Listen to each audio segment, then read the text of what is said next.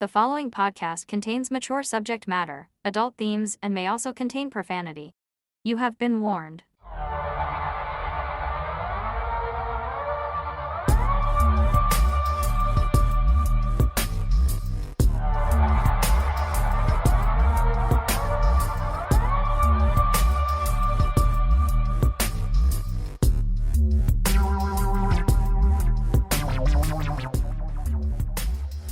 Well, hello Absurdians, and welcome to this, our Canada Day Spectacular. Yay! Oh, Canada.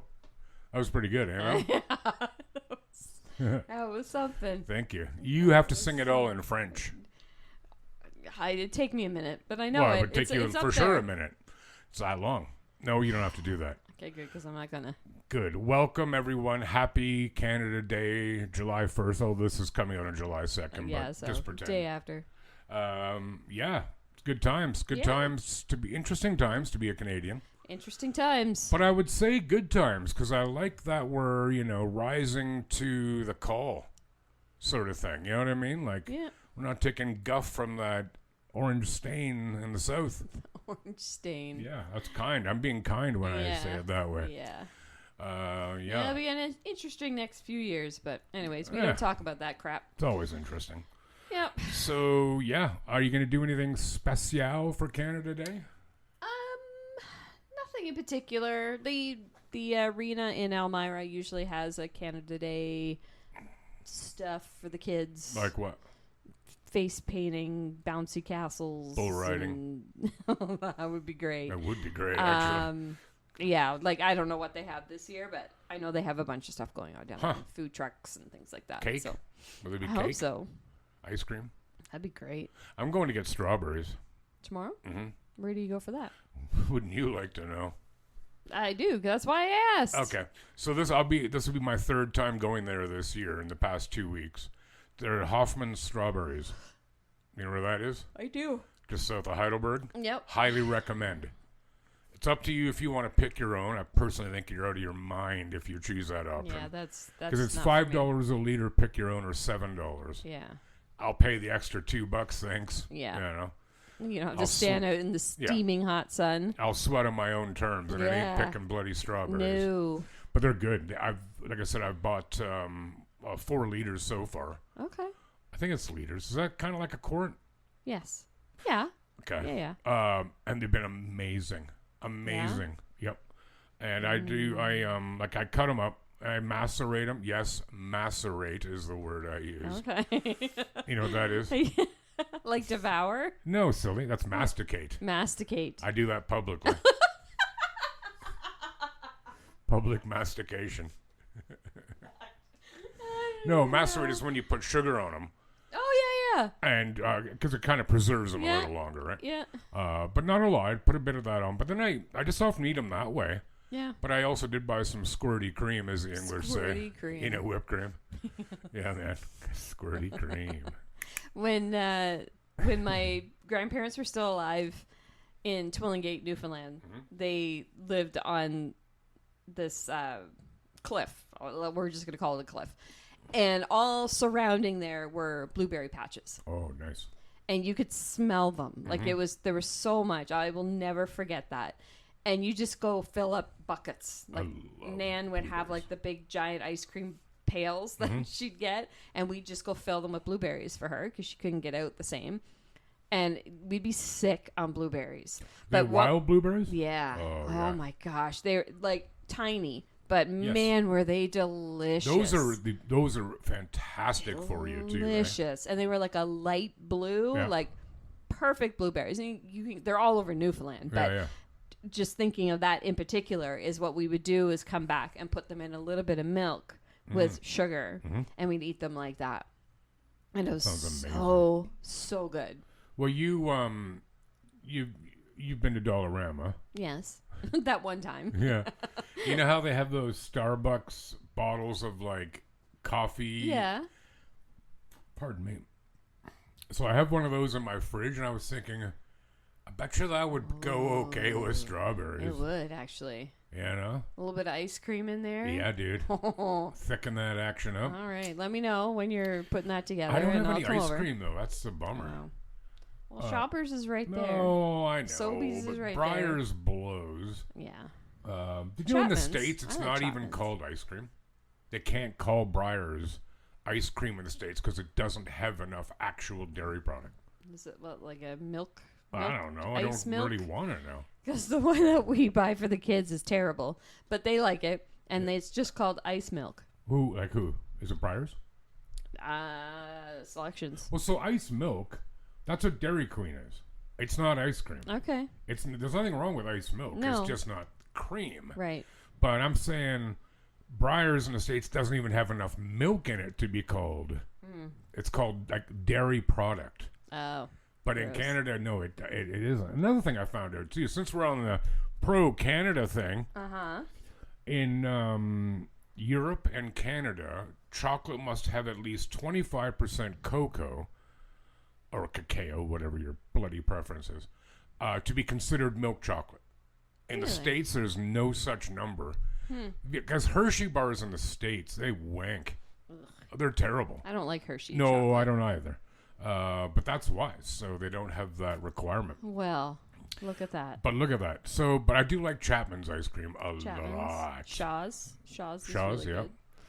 And That's what Sweet Scoops has, is Shaw's ice cream. I told you I was at Moose the other weekend. Oh, yeah, dude. I was at Sweet Scoops last night. What'd you have? Orange Tiger Tail? No, key lime pie. Again. So I good. thought Tiger Tail was your favorite. They didn't have it. Lame. But it's so good because it's like a sherbet. It's like a lime sherbet with Yeah. vanilla ice cream. So it's like Huh. I want to use the word creamsicle, but you know that mix of the two. God, I love those. I haven't had one of those in eons. Creamsicles, they're delicious. I had a blizzard yesterday. Did you? Uh-huh. Turtles. That's my favorite blizzard. Yeah. Ooh, I love turtles. You know what I'm talking about? Not real turtles. I got it. Well, Okay. I don't know what you're into. Well, I like turtles, but I wouldn't want them in my ice cream, I No? don't think. Well, you never know until you try. Pretty sure not. Hey, so you went to some kind of weird, freaky, hippie, new age spa thing. Was it yesterday? Did. Yes, they're called Spa Secret Ooh. in Uptown Oh, are you Waterloo. allowed to tell anybody?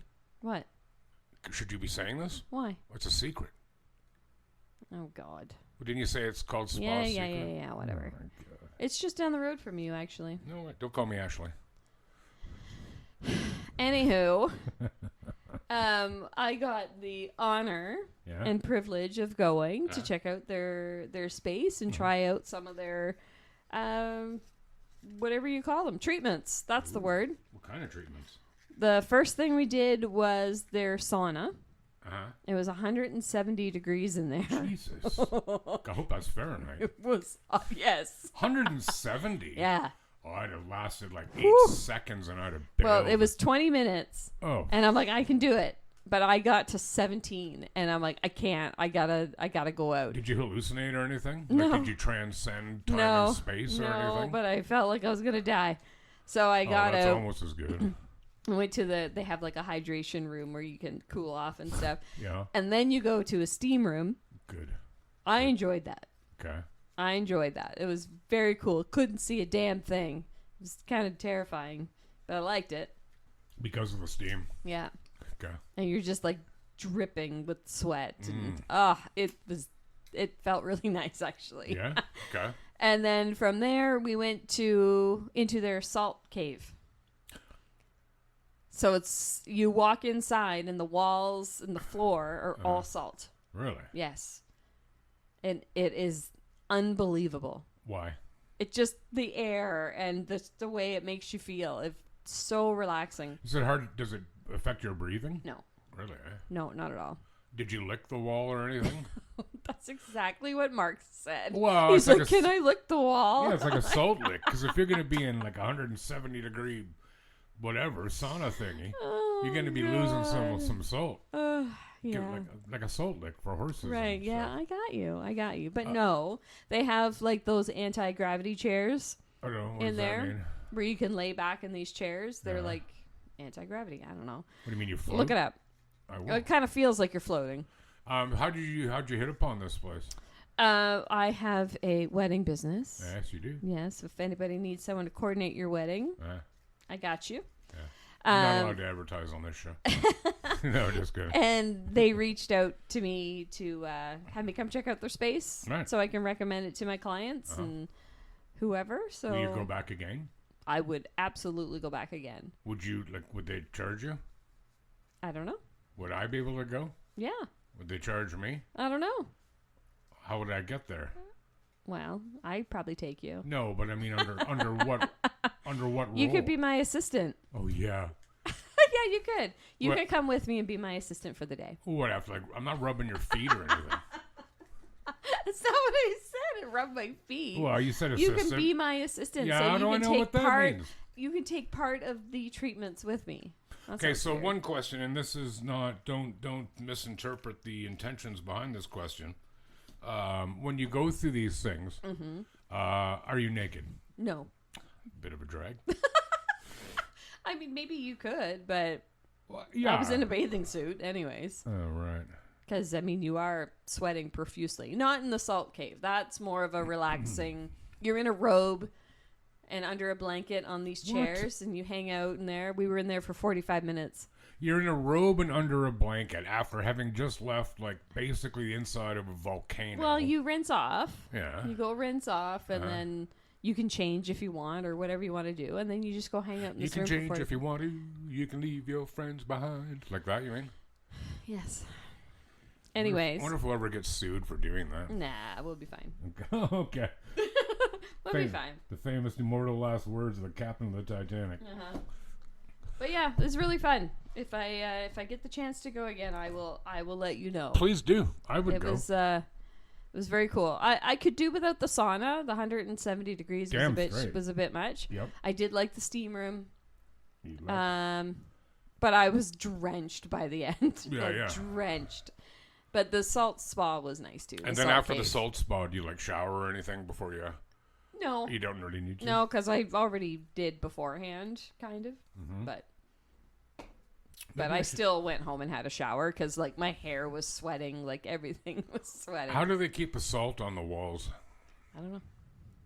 They're like bricks. They're like big, giant bricks. It's like the pink Himalayan salt. Ooh. You know, you can get by those salt lamps. You know, Just picture like those, but they're all into the wall. In the sauna room, too.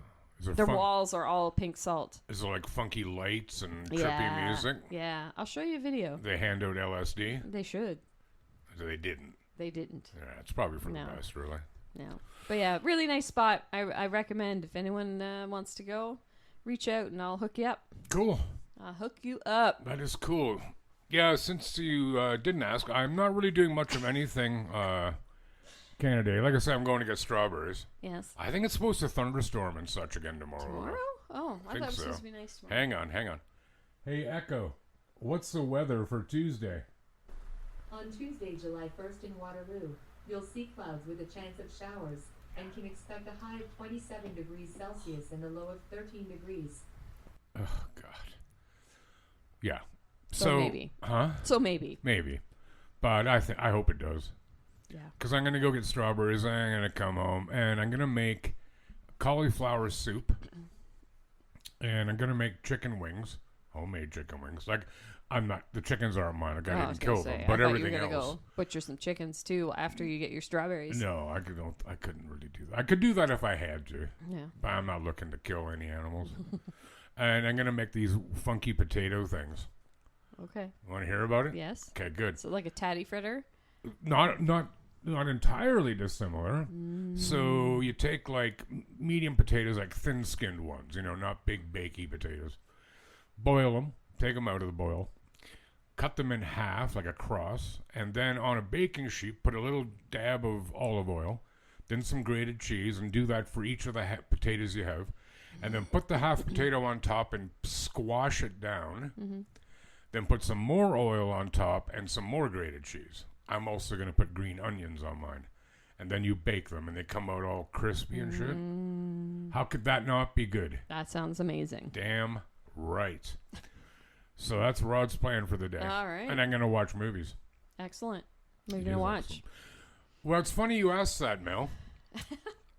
This past week I watched. Did you ever watch Lemony Snicket's A Series of Unfortunate Events? I don't think so. It's a great movie. Your kids would dig it. Liam would Yeah? dig it. Yep. Okay. Yep. But it's not just a kids movie. It's a family movie in the way that adults can watch it and be entertained as well. Okay. Right? No, it's not bloody Pixar or Disney. Right. Jim Carrey is in it, who I like sometimes, dislike other times. He's great in this movie. Okay. Billy Connolly, do you know him, the Scottish comedian? He's in it. You'll recognize him. The Meryl Streep is in it. It's a fantastic. Okay. It's a fantasy, Okay. but the kids are really clever in it. No, you'll dig it, dude. Okay. Anyways, I watched it, and I'm like, okay, I want to see other movies that are like this. So I just did a Google search for movies similar to this one, and I found some, and I got them. Okay. Thank you. I cannot say where. Right. Yeah, just in case, you know. Yeah. It's strictly speaking, it is not illegal in Canada to do that, but it is illegal to distribute. That's right. Yeah. Pirate Bay. Yeah, so that's what I'm going to do. Cool. Yeah, cool, eh? Yeah, it's cool, Rod. Yeah, Way to go, eh? right. Yeah. Cool. So we've Shut got up now, so all I our can stories tell the story. today are about Canada. Yes. I I think we both have sort of a not so fun one and then a couple fun ones. We've each got balance. a fun and an unfun. Well, Yeah. they're all kind of fun in their own way. Well, And Mel's starting off today, I am. and she is. I'm going the bad side, but it is in Canada. Born on the bad side. Did I just make that up, or is that a song? I don't know. Me neither. Okay, anyways, Can proceed. I go now? Yes, please. Hurry. God's sakes. The ideal maternity home operated in East Chester, Nova Scotia, from the late 1920s through to at least the late 1940s. Sorry, when did it start? I'm sorry. 1920s So not very through long. to the late 1940s. Okay. William and Lila Young operated it. William was a chiropractor and Lila was a midwife, although she advertised herself as an obstetrician. The ideal maternity home promised both maternity care for local married couples and discreet birthing and placement for children of unwed mothers. The home was the source of babies for an illegal trade in infants between Canada and United States. Illegal? Yes. I don't like this. During the period, the laws of the U.S. forbid adoption across religious backgrounds. There was an acute shortage of babies available for Jewish couples to adopt. The home would provide these desperate people black market adoptions. I did air quotes. Black market adoptions, charging up to $10,000 for a baby. $10,000 then? Holy Jewish, cow. so typically there's a lot of money there. Yeah, So old it's money. all in. wealthy But families. that would be. Hang on a second. Yeah. Hey, Echo. How much is $10,000 in 1940? From in2013dollars.com. $10,000 in 1940 is equivalent in purchasing power to about $228,427.86 today, an increase of $218,427.86 over 85. Okay, stop. just an approximate number, like right down to the bloody penny. So that's a hell of a lot of money, dude. Yeah. Wow. Okay. I know. Okay, please. Sorry, continue. No, that's okay. Many of the babies in the 1940s ended up in Jewish homes in New Jersey. Very specific. At the same time, they would charge the mothers, so the mothers who came to this place to have their baby, Yes. $500 for their services. Holy. Now, you think about it. Why these unwed mothers, or however you want to put it, were going to this place for help because they didn't have money, right? Yeah, of course. So, anyways. And just to do on what we just learned, so that's about $11,000 Yes. equivalent today. Well, it's not a small amount of money. Ooh, If you're like no. a single, probably a teenage mother, right. good luck with that. Uh-huh. Yikes. What a ripoff. At the time, the average wage... Did I say that it was $500? Yes, Yes, I did. Okay. Anyway, I'll continue. please. At this time, the average wage in the area was $8 a week. Oh, Many of the mutters. Where are you from again? Yeah. Nova Scotia's coming out. They could not afford this sum and were forced to work at the home for up to 18 months just to pay their bill. Jesus. During World War II, business was booming because nearby Halifax was a major port serving as the point of departure for convoys crossing the North Atlantic to England. Yep. Many of these ships never completed the journey. The sailors and merchant seamen would squeeze as much of life into their days as they could, at port as they could. That's subtle. Yeah, and many women were left as unmarried or widowed, expectant mothers. Mm-hmm. The ideal maternity home offered almost the only place that could provide for these women and their children. What was discoverable later, this is, pardon my language, but fucked up. What was discovered later was that the Youngs could purposely starve unmarketable babies to death by feeding them only molasses and water. On this diet, the infants would usually only last 2 weeks. Any deformity, a serious illness, or dark coloration would often seal their fate, especially if they're going to a Jewish family. They have to be as white They'd have as, to be white. Can be. Babies who died were disposed of in small wooden grocery boxes, typically used for dairy products. Thus, the term Butterbox babies came from. I don't know if you've heard that term before. I have. But I didn't know what it applied to. that was the term that was used to refer to these unfortunate infants. The Butterbox babies' bodies were buried on the property adjacent to a nearby cemetery, at sea, or sometimes burned in the home furnace. Good. Yeah, good. In some cases, married couples who had come to the home solely for birthing services were told that their baby had died shortly after birth. In truth, these babies were also sold to adoptive parents. That's awful. Cold, dude. The Youngs would also separate or create siblings to meet the desires of customers. It is estimated that between 400 and 600 babies died at this home. Oh my God. While at least another 1,000 survived and were adopted. Even these lucky survivors often suffered from ailments caused by the unsanitary conditions and lack of care at the home. Jeez. The situation came to light once word got out and health officials entered the home. William and Lila were never convicted of their crimes, as they always found red tape loopholes through their legal representatives. They both died in the 1960s. To this day, babies adopted out refer to themselves as the Butterbox baby survivors, and they have developed a community to reconnect with lost family members and bond over this tragic part of history. Oh, that's cool. Yeah, so I was reading a lot of stories about these survivors too. Yeah. And saying it's some of the birth mothers have been reunited with some of these children, and they have so much guilt over it, and like just all the things that have kind of come out of it. There's a lot of good, but there's a lot of bad too, right? Yeah. Like some of these mothers didn't even know that their children were alive. They were told that they were dead. Well, but they were adopted out, or and killing, like starving them to death. Yeah, that's awesome. Like, why don't you just smother them? Yeah, I'm not advocating either. No, but just awful. Like awful. They're both murders. How does someone do? I don't know. I don't know.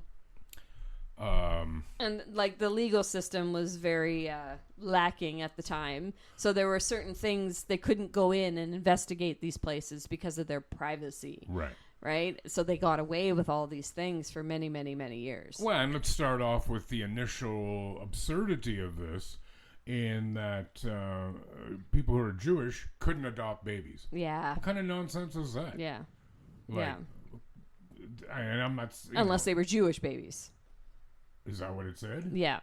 Well, still, it's ridiculous. Because they couldn't cross over religions, right? Or, yeah. But that would also be true, like... Catholic over and Protestant, maybe not as of that point anymore, but there was a time Catholic children wouldn't go to Protestant homes. Right. Catholic Church wouldn't allow it. Right. Ludicrous. Yeah, it is ludicrous. May I say? Yes. Absurd. Yeah. That was a good story, man. It's pretty interesting because there's obviously a ton of content within this story, but even like some of the families that adopted some of these kids and kind of half knowing what was going on, but they still adopted, but they're like, well, we just saved this baby. So there's like all these different emotions around it. And it's It's it's a rationale. Yeah, I know. Did and they it's save the baby? Probably. yeah. But don't be. I know. Yeah. Yeah, exactly. Don't absolve yourself entirely. Yeah. I feel mostly sorry for the young women and girls who would have gone there and they had to pay like $10,000 for the luxury of giving up their baby. I know. That's sad. What the fuck, man? Yeah. Pardon my language. Being told that they're unfit, so they need to give up their baby. Yeah. Basically, they were Wow. coerced into giving up their baby. That was the thing back then, right? If a girl became pregnant, Yeah. she was sent away, Yeah. like somewhere to have the baby. Yeah. And then she would go home again, or usually, hopefully. Yeah. But because back then, well, there would have been no legal abortions. No. And you know how it was No, done. that was part of it too. That was in the story too, that women would go there for abortions because they couldn't have them anywhere else. And You know how they did it? I don't want to know. A coat hanger and Javex. Not kidding. That's how backstreet abortions were usually done. And not surprisingly, the mother often died. Oh, shocker! Yeah, I know. What are the odds of that? Yeah, With all that cleanliness and whatnot. Yeah, right. Hey, you know what? Yeah. My story. By the way, again, that was a great story. No, seriously, I like that one. I think it's disgusting. Since we're in Halifax, I'm going to do a story from Halifax. Okay. This is of notable Canadian history, this incident. And there was even one of those, like Canada vignettes, where they showed little history clips on TV commercials. Yes. They did one on this. We're going to go back even before your time. Like, not your time, but the time of your story. On the morning of 6th of December, 1917, the French cargo ship SS Mont Blanc collided with the Norwegian vessel SS Emo in the harbour of Halifax, Nova Scotia. The Mont Blanc, laden with high explosives, caught fire and exploded, devastating the Richmond district of Halifax. At least 1,782 people were killed, largely in Halifax and Dartmouth, by the blast, debris, fires, or collapsed buildings, and an estimated 9,000 others were injured. The blast was the largest human-made explosion up to the bomb dropped on Hiroshima in Japan. It released the equivalent energy of roughly 2.9 thousand tons of TNT. Wow. Yeah, that's a lot of dynamite. So at 9:04 a.m., on the out-of-control fire on board Mont Blanc set off her cargo of high explosive. The ship was blown completely apart, and a powerful blast wave radiated away from the explosion, initially at more than 1,000 meters per second. Point. When there's an explosion like that, you see it in movies, it's the fire or the orange flash bang that kills people. Mm-hmm. It's a shockwave that kills you. Right. It crushes you. Yeah. Right? Temperatures of 5,000 degrees Celsius, 9,000 Fahrenheit, and pressures of thousands of atmospheres accompanied the moment of detonation at the center of the explosion. White-hot shards of iron fell down upon Halifax and Dartmouth. Mont Blanc's forward 90mm gun landed approximately 5.6 kilometers north of the explosion site, with its barrel bent and half torn away by the force of the blast. And the shank of Mont Blanc's anchor, weighing half a ton, landed 3.2 kilometers south of Armdale. A cloud of white smoke rose to at least 3,800 meters. The blast was felt as far away as Cape Breton, 207 kilometers away, and Prince Edward Island, 180 kilometers away. An area of over 1.6 kilometers was completely destroyed by the explosion, and the harbor floor was momentarily exposed by the volume of water that was displaced. A tsunami was formed by water surging in to fill the void. It rose as high as 18 meters above the high water mark on the Halifax side of the harbor. The other ship was carried onto the shore at Dartmouth by the tsunami. The blast killed all but one on the whaler. That was a Norwegian ship, was a whale hunting ship. Everyone on the pinnace and 21 of the 26 men on another ship. She ended up on the Dartmouth shore severely damaged. The captain's son, first mate Walter Brannan, who had been thrown into the hold by the blast, survived, as did 4 others. All but one of the Mount Blanc crew members survived, so they obviously got off before this explosion happened. Over 1,000 people were killed instantly and 9,000 were injured, and more than 300 of whom later died. Every building within a 2.6 kilometer radius, over 12,000 in total, was destroyed or badly damaged. Hundreds of people who had been watching the fire from their homes were blinded when the blast wave shattered the windows in front of them. Overturned stoves and lamps started fires throughout Halifax, particularly in the north end where the entire city blocks burned, trapping residents inside their houses. Firefighter Billy Wells, who was thrown away from the explosion and had his clothes torn from his body, described the devastation survivors faced. The sight was awful, he said, with people hanging out of windows dead, some with their heads missing, and some thrown into the overhead telegraph wires. Jeez. He was the only member of the 8-man crew of the fire engine to survive. Large brick and stone factories near Pier 6, such as the Acadia Sugar Refinery, disappeared into unrecognizable heaps of rubble, killing most of their workers. The Nova Scotia cotton mill, located 1.5 kilometers from the blast, was destroyed by fire and the collapse of the concrete floors. The Royal Navy College of Canada building was badly damaged and several cadets and instructors maimed. The death toll would have been much worse had it not been for the self-sacrifice of an intercolonial railway dispatcher, Patrick Vincent Coleman, operating at the rail yard about 230 meters away from the pier. This is what the vignette was about this dude. Okay? William Lovett, his co-worker, learned of the dangerous cargo aboard the burning ship from a sailor and began to flee.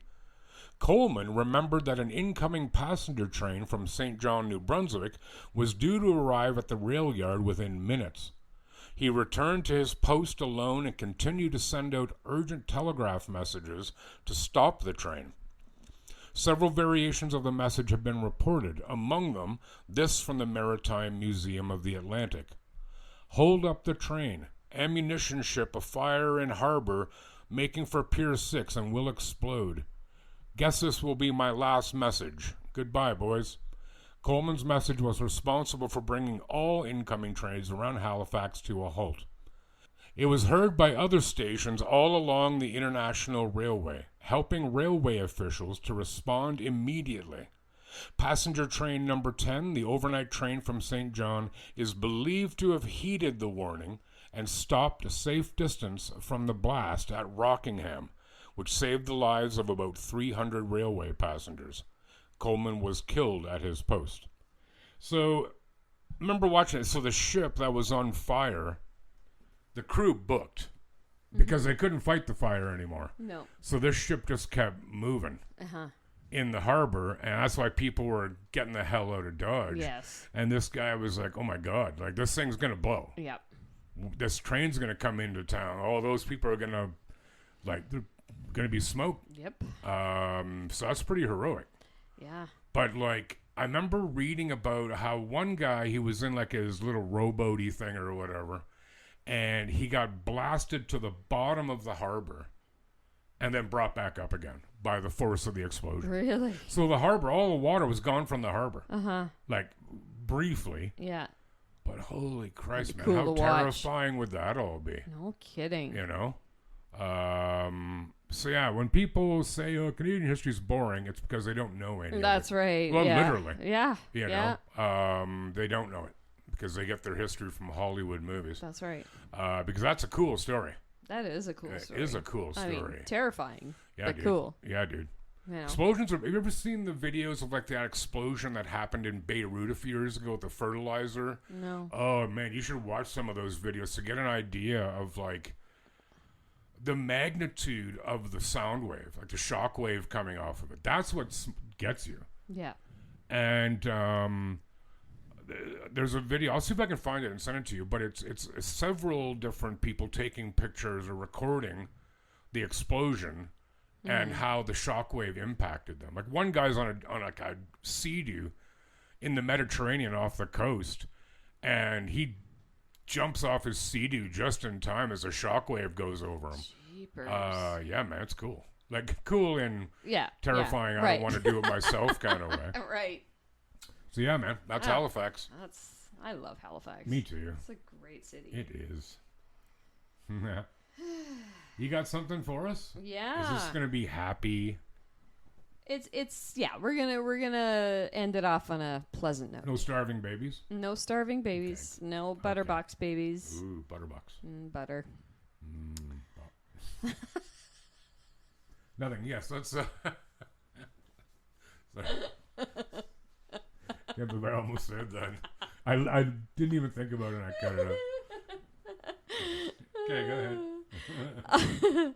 On a summer day in 2004, Mary Grams, a woman from Alberta, was quietly working on her family farm, pulling weeds with her hands deep in soil. Wow, As she went about her routine, something slipped away without her noticing. Her cherished diamond wedding ring, a symbol of nearly 47 years of love and shared life, had vanished from her finger. Panic set in as she combed through the dirt, searching frantically for the ring that had meant so much to her. But it was gone. I would have kept looking. It's there somewhere. But anyways, I digress. Too heartbroken to confess the loss, Mary kept it a secret from her husband. She bought a replacement ring that looked similar, but it never truly filled the void left by the original. Yeah. Time passed. Her husband died, and the ring remained missing. A quiet ache she carried with her, buried like the ring itself. Then, in 2017, something extraordinary happened. Her daughter-in-law, who now lives on the farm where Mary used to live, was harvesting carrots from the very same garden plot where the ring had been lost. While washing the vegetables, she noticed an oddly shaped carrot, fat and twisted. Inside its orange flesh glinted a golden band. Her son instantly knew who the ring must belong to and called his mother. Against all odds, the ring had been growing around the carrot for 13 years, as if the earth had gently cradled it until the right moment. When Mary held the carrot up with her lost ring embedded in it, she trembled and whispered, "This is it. It's my ring, just the same." What once seemed lost forever had quietly waited to return. Her story reminds us that what is truly meant for us is never lost, only waiting for the perfect moment to come back. Lord. I have heard that before, and when you started reading, I think I know this. Yeah, there's a really cute picture online too, like of her holding this carrot. It looks like a finger that has like grown around a ring. You know, when you get people that never take their ring off, and they've so it's got like a band. Yeah. Yeah. But it's like embedded in this carrot. Yeah, cool. It's really neat. I would just cool. keep it there at that point. I'd be like, on the carrot? I don't know. Carrots rot really bad. Well, they don't rot really good, but like eventually it will. Yeah. I suppose I guess you could can't keep it like that forever. shellac it or something. I don't know. Shellac it. Yeah. Shellac. Yeah. Shellac. What's the other word I should use? What? Varnish, I guess. Some Varnish. Sort of food varnish. Yes. Lacquer. Lacquer. I don't even know. It's terrible.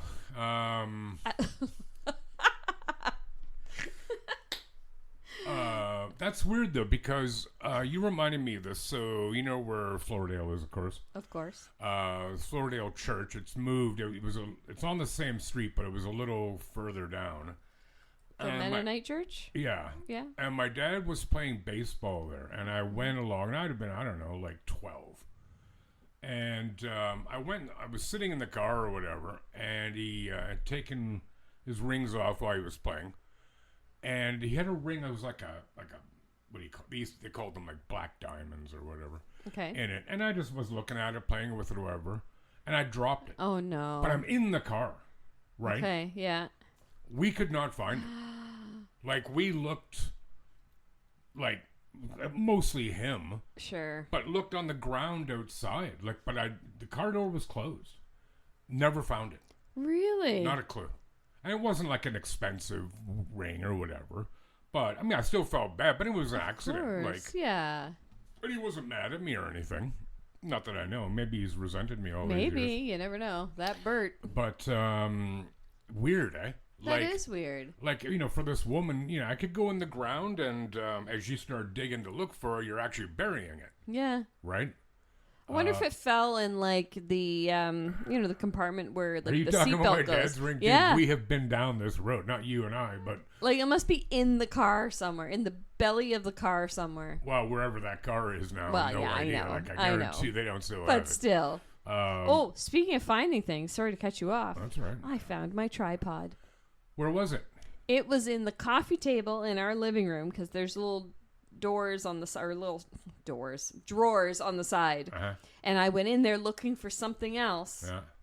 and it was there. Wow. I looked in there, but clearly I didn't look close enough. No, or at all. Or no, I did. I know I Yeah. did. That's a Festivus miracle. It was. Yeah. I was so excited. I guess I was wrong. I assumed one of the kids took it. No, it was must have been me. Must have Wow. been out, and I just shoved it in there, cleaning up or something. I don't teach you. I think there's a lesson here, Mel. Is there? I don't know. Well, listen, you should shut the. No, that's not. Not that one. No. That's never the case. Yeah, right. Yeah. Have you ever been to Winnipeg? Yes, Winterpeg? I have. I've only been through it. I stopped there so my friend could grab a nap and I grabbed a slice of pizza Okay. as we were continuing on our way west. Yeah, I'm sure it has its merits. I don't really have an interest to move to Winnipeg. No, not really. I'd go back though. Well, I will, you know, still. Probably wouldn't go to North Winnipeg. No. Definitely not. No. But yeah. I'm going to take us to Winnipeg. All right, you do that. I will do that. We're going back in time again to 1974. All right. How old were you then? I wasn't. Yeah, she wasn't yet. She was still in early production. That's right. What year were your parents married? 77. Oh, so they weren't even married. Did they know each other at 74, do you think? Maybe. Because they kind of grew up in the same town. So they definitely did then. Yeah. Because we're not talking about a big town. No. All right. Well, so some of you may remember, or some of you may know, of a movie that came out in 74 called Phantom of the Paradise. And it's a bit like Phantom of the Opera. Okay. Like contemporized. And I have seen it. I actually downloaded it. I mean, I didn't download it. I found a streaming service that has it. And I'm going to watch it. I meant to watch it before recording today, but I didn't get time. It's an interesting movie. Like, Okay. it's a comedy, horror, romance musical. Okay. Dude, it's got it all. So, let's begin. When the American rock musical film Phantom of the Paradise was released to theaters in Winnipeg in 1974, Craig Wallace was one of the first to line up on opening day. Wallace was 12 years old and go on to watch the cult classic 18 times in the first week it screened in the Wow. city. Yeah, dude, that's dedication. Go to school. I was enthralled with this movie. What did you say, go to school? Go to school. I'm looking to see if it shows what month it was. It doesn't, Yeah, because I I was know. going to bust you. So, yeah, I was enthralled with this movie. Matter of fact, one of the songs, Somebody Super Like You, the opening chord made me decide to learn guitar, Wallace said in a recent interview. It carved my path in music. 50 years later, Wallace estimates he's seen the film 600 times and spends part of the time playing in a tribute band called Swan Age. The 61-year-old is also one of 4 organizers putting on special screenings of the film at Winnipeg's Burton Cummings Theatre. They're set to include appearances by some original cast members and an evening concert with Swan Age playing the soundtrack. Phantom of the Paradise was first released in the United States before making its debut in Winnipeg on December 26, 1974. So he'd have been off for Christmas from school. Sucker. Fine. The Brian De Palma, if you don't know, people don't know, was quite a renowned director. The Brian De Palma film blends elements of rock music, comedy, and horror to create a glam rock twist on the Phantom of the Opera. The film was critically panned and considered a box office failure everywhere except Winnipeg and Paris. The movie was reportedly in theaters in Winnipeg for more than 4 months. In 2005, a group of superfans banded together to put on the first Phantom Palooza in Winnipeg to celebrate the film. It ran for 2 years and included appearances from the film's stars. In the years that followed, a number of different events were held in the city to pay homage to the flick. Winnipeg's love affair with the cult classic was also the subject of a 2019 documentary called Phantom of Winnipeg. The documentary sets out to understand Winnipeggers' fascination with the movie and asks a question fans still hold to this day. Why Winnipeg? Wallace struggles to come up with an answer. We just got it, he said. You take your best musical, you take your best love story, you take your best horror show, roll them all up and double it. It's a bit of everything.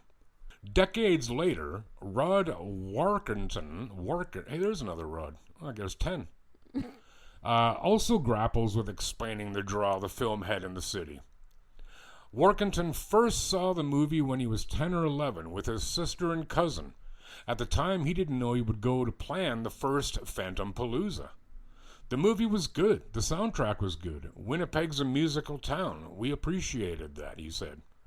His love of the film has led to helping organize other film appreciation events across North America and developing relationships with the cast and their families.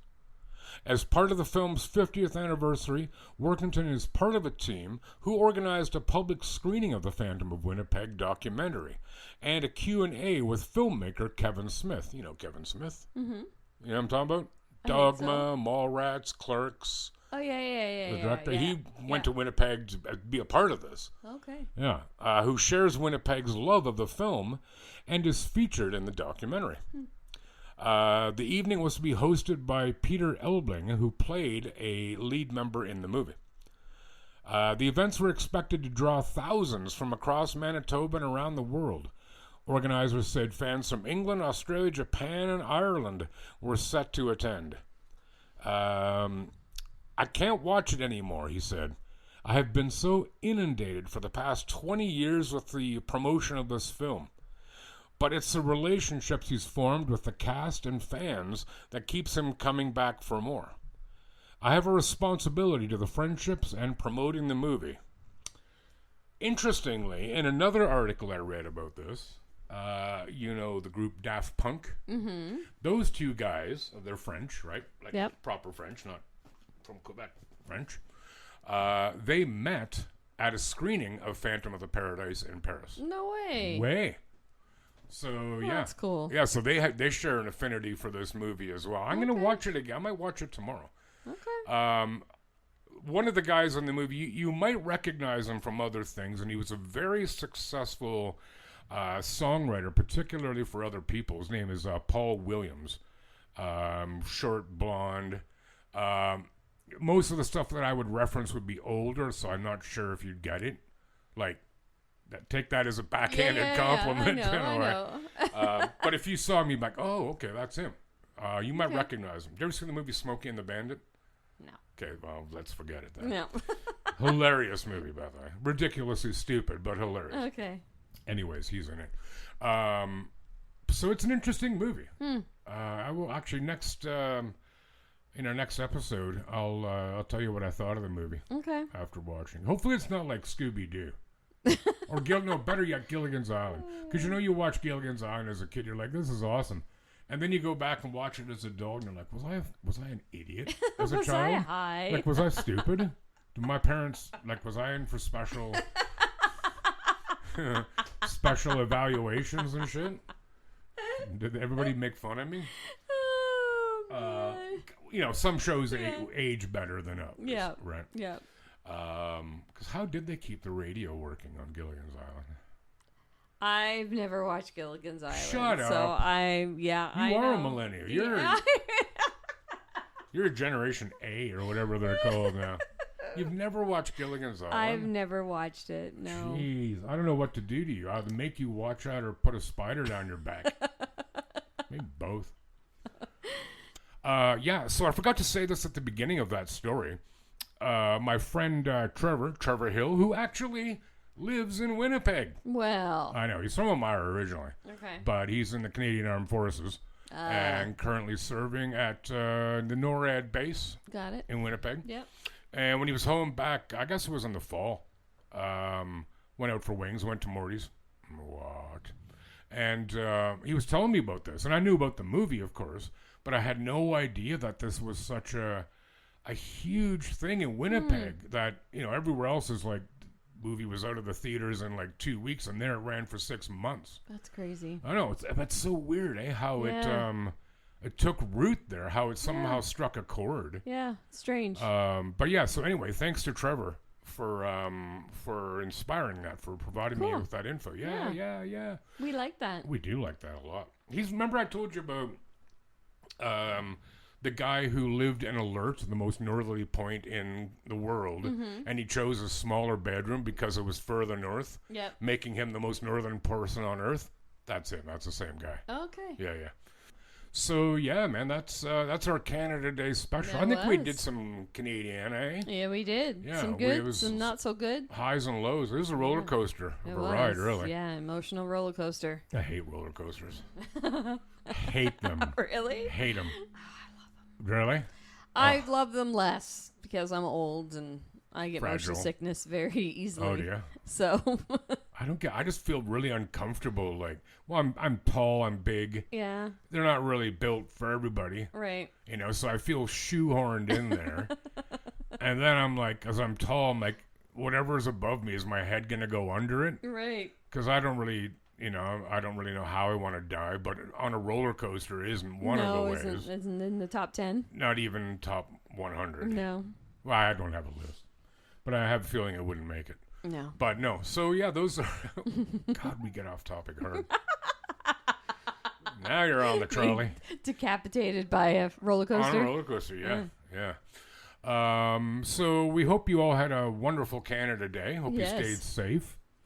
And barbecued or had some beerses.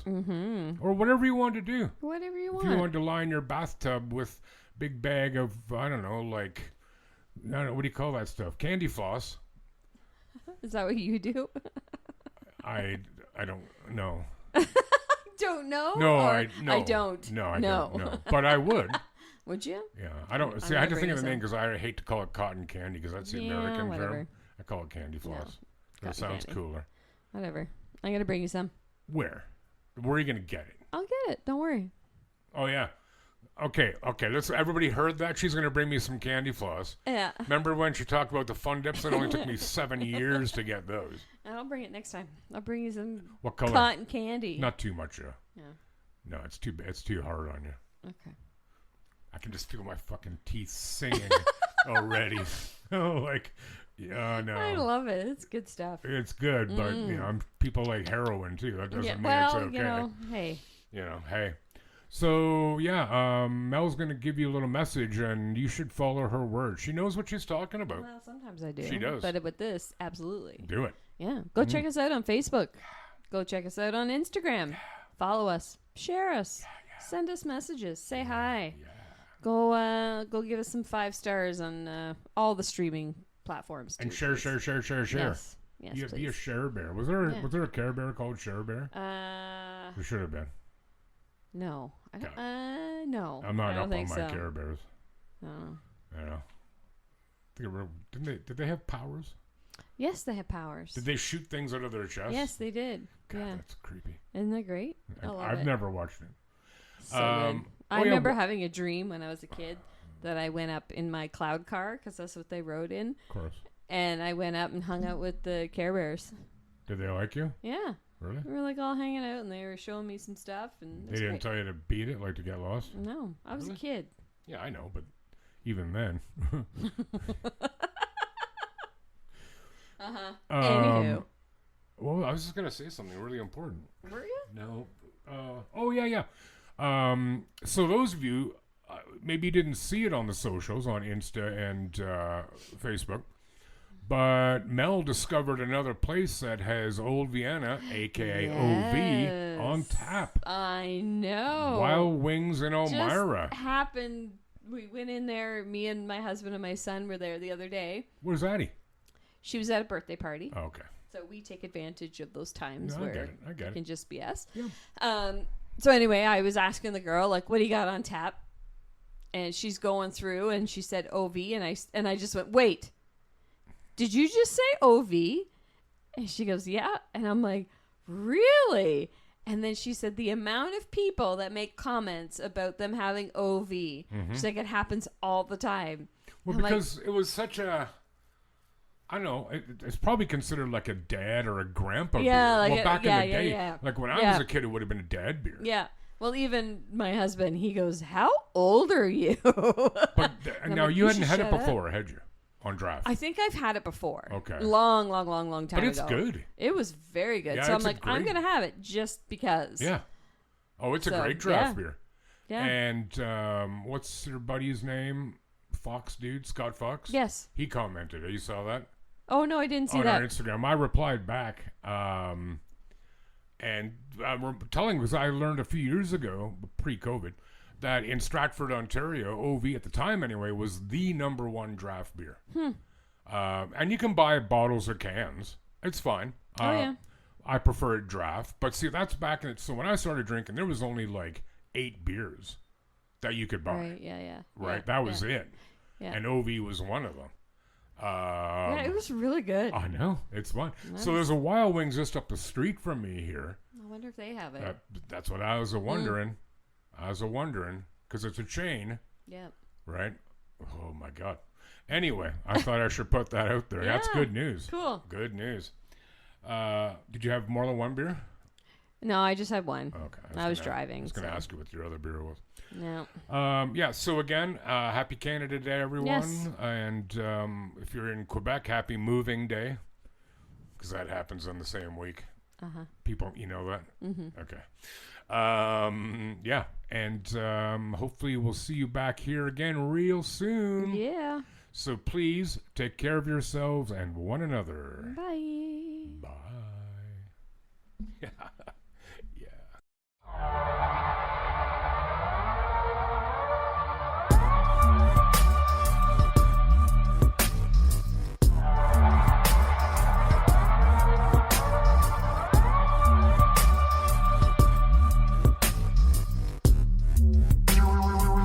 The Absurd Podcast is written, produced, and recorded by Rod and Mel.